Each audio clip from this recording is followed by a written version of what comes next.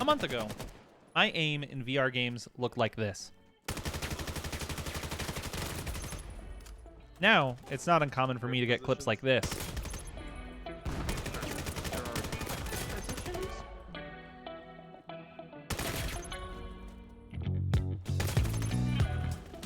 I was able to accomplish these improvements by isolating specific skills that I noticed successful VR FPS players using and then working on all of those skills independently. And I'll show you what those skills are and then break them down as I practice them in real time. And you might be wondering, how should I know if these tips actually work? Well, I wish I could make this up, but right after recording this, I hopped into some team deathmatch in Vail, and on the other team was none other than back-to-back Pavlov champion Chillstep. And, of course, we lost. We lost more than one game, in fact, but in most of those games, I was on top of my team and able to hold my own against a player like Chillstep in only a month of intentional practice. If you also want to be able to maximize your capabilities in VR FPS, keep watching for the actual tutorial. And then after the tutorial, I'm actually doing a giveaway of 4 codes for Vail on Steam. It's currently in closed beta access, so if you want to get in and you don't want to have to request to be on the wait list and then wait to be accepted randomly, then watch all the way to the end. Thanks. Alrighty, so first things first, for your VR aim training journey, I recommend this aim trainer. It's just called VR Aim Trainer. It is $8 on Steam. It's very worth it. If there's someone out there who wants this, for whom that $8 is a legitimate issue, I will straight up buy it for the first person to say they would like me to do that in the comments. And I recommend this one over the other options, those other options being Parallax or AEXLAB VR, because AEXLAB VR has no customization, and other than like absolute basic level stuff, it's not particularly helpful. And then Parallax has not got any updates in over a year, and it's broken, has no tutorial or anything. It's just bad and buggy, and it's only $1, but it's not worth that $1. This is easily worth your $8 if you're serious about improving or competing or anything like that. Also, most of these techniques that I'm about to give you can be done in the firing range or target map of your game of choice, be it Onward or Pavlov or Vail. So these are still applicable by and large. And first things first, what we're going to talk about when aiming is, because most of the time you're going to have a two-handed gun, obviously. So if you don't have a red dot or an ACOG or a scope or what have you, your sights should look like this. My hands are not the most steady in the world, but the top of that little stick in the middle should line up with the top of the big black bars on either side of it. And your goal is to line those up and put them on the target, and then pull the trigger. Wow, look at that. And another thing that differentiates VR aiming from aiming in flat screen games is that when you make big movements, you want to move your whole body. When you make small movements, you want to move your non-dominant hand. And you also want to turn your head towards the target in most situations, so that your sights stay lined up so you can be confident to where you are pointing your gun. And then now let's talk about where you place your hands. So this isn't actually where my hands are positioned. My hands are locked onto this gun model. So I'm gonna get a pistol to demonstrate. Okay, so for reference, this is where my chest is. Now I have seen people who hold their guns all the way back here with their non-dominant hand, because it gives you, the sights are very big and it steadies your shot. And it gives you with something to be a lot more consistent with. Fewer variables means things are more easily replicated. What I do, it's not as easy to replicate, but I feel like it is more versatile between close and long range. And what I do is I plant the elbow of my dominant hand in on my side, on my ribs. I just barely extend my forearm out a little bit. I just hold it just like this. And then my non-dominant hand holds my rifle just slightly out from that. And sometimes I will change the distance at which this hand is at, but for the most part, it stays pretty close. I'm going to bring up the Steam menu to show you where my controllers are. Typically, it's going to look something like this distance. Sometimes I'll be out here if I am at range.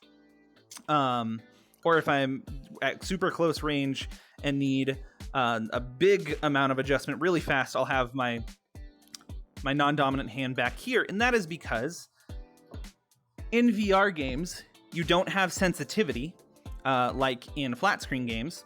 You just have the angle between your hands, because the game is simulating if you were holding a rifle and needs to point a straight line between your dominant and non-dominant hand, and the angle of that line is the angle at which it points your rifle. So here I'll show you. Some people actually do what's called controller stacking, is where like their controllers are touching so they're steadied by one another.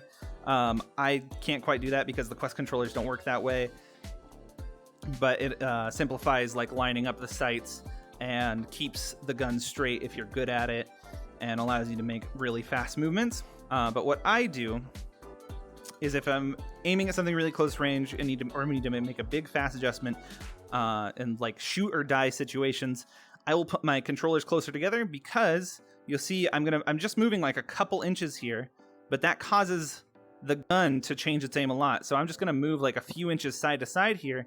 My controllers are almost touching. And then I'm gonna bring, now I'm extending my arm all the way. So I was just here, now I'm here, and I'm just moving a couple inches again.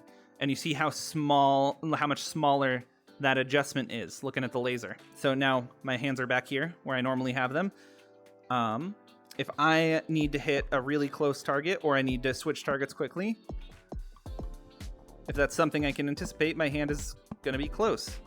But you're probably thinking, oh, having your hands close together, not good for like small adjustments at long range. So if I need small adjustments at long range, I am gonna fully extend my arms like this again. So you'll probably see my motions are a bit more gentle, and I'm moving a bit slower, but you'll see it is harder to make big adjustments, but easier to acquire a target and easier to make small adjustments. So my snipers out there, keep that in mind.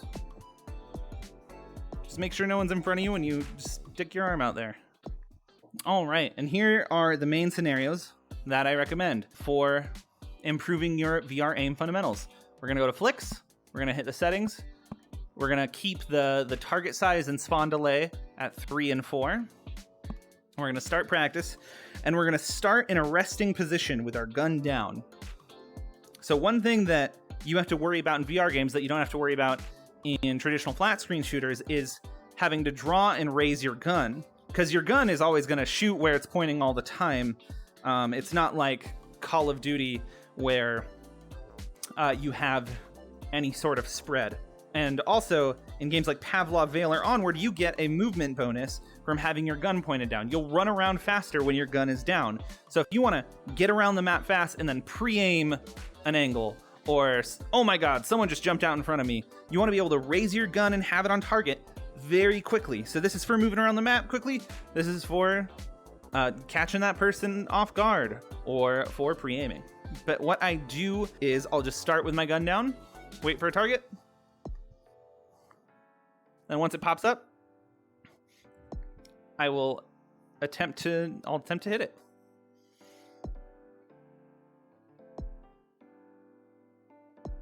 And that's the gist of it. Do this for a good like 15 minutes or so, or as long as you can, until your arms get tired, because when you're brand new to VR shooters, holding up your arms for that long can get a little tiring. And that one's pretty straightforward, but that is honestly the most important skill,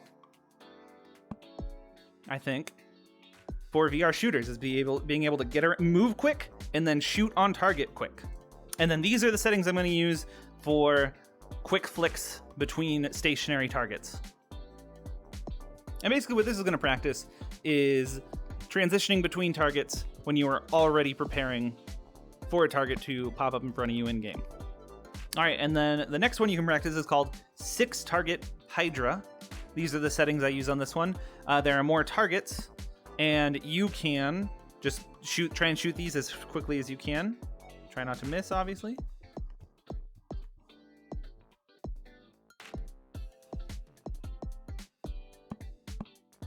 Oof. And then, obviously, if you want more of a challenge, you set it to 1. You have to clear out these targets first. and then all the targets are this size. Remember how I talked about the distance between your hands dictating how easy it is to make small adjustments, and then you can practice with your hand far out. Wow, see? I even messed that up just because I was talking.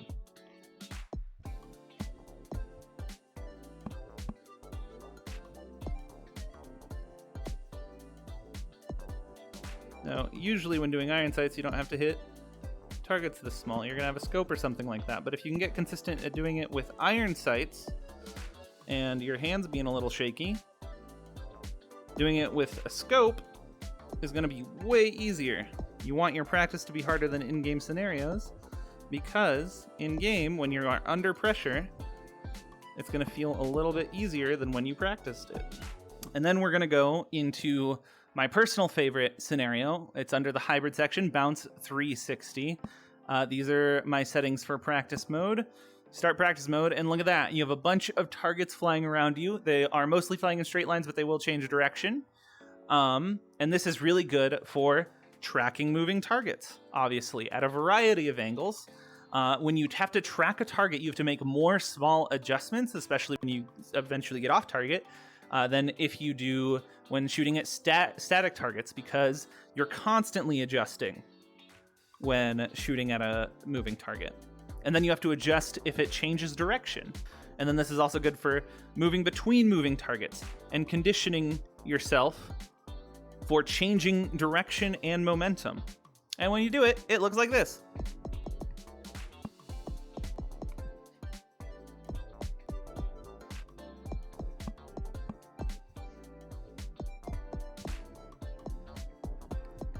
Sometimes I will intentionally stop using iron sights because the target is close, or because I just want to flex. Whoa! No one spooks me like that. Or if I just want to practice that at close range, because sometimes it is advantageous to be able to shoot faster than it takes to fully raise your gun. Might save your life here and there in a game or two. Thank you so much for watching this far into the video, and as promised, here are the details on the Vail key giveaway.